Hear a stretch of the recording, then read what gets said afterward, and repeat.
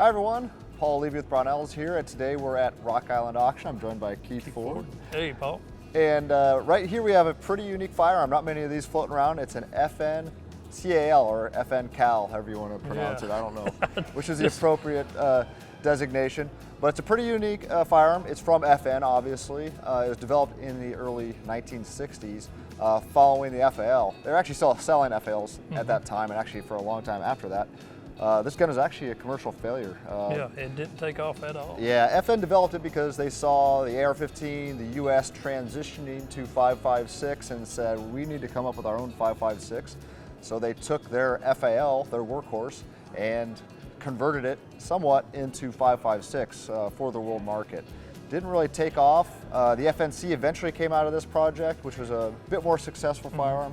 Not as prevalent as the AR-15, no. But that's kind of FN's lineage. I guess this was kind of then the great-grandfather to the SCAR, if you look at it in a certain way. Kind of, in a way, yeah. But we'll take a quick look at it. And it has some FAL features, and then it has some very unique features in its own right. Yep. So let's take a look.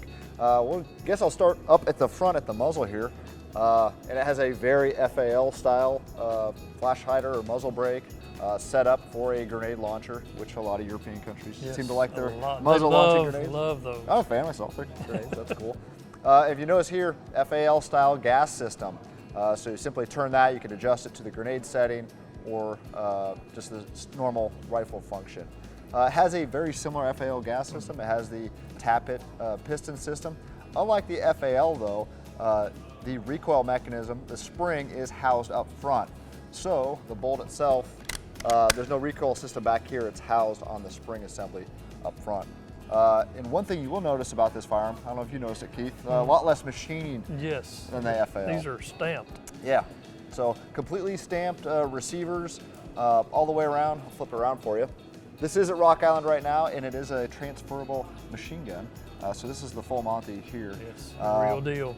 So pretty neat. I guess some people might consider this gun a little ugly. I think it's pretty unique as far as how it looks. It looks like a downsized FAL. I mean, yeah. There's the grip, the stock. I mean, but up front, it's kind of a hodgepodge of different guns. It seems like a mishmash, but yeah. It really was just a scaled down FAL.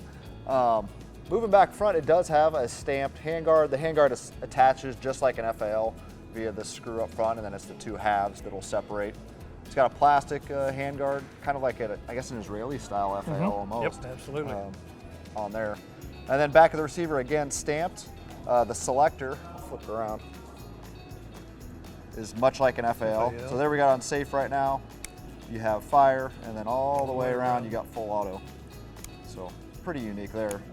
And they do have a cool winterized trigger guard. You can fold that down if you need to.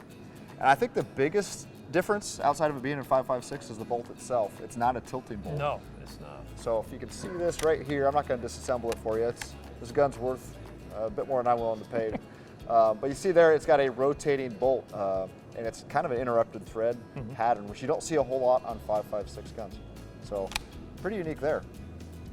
Otherwise, the handling characteristics, they're very FAL. The buttstock moving all the way back, that's got the classic FAL taper. Absolutely. It's kind of a shame it didn't take off. One thing I should note, it did have proprietary mags.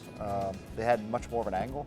I'm guessing maybe they found that they worked a bit better than the Stanley USGI magazines.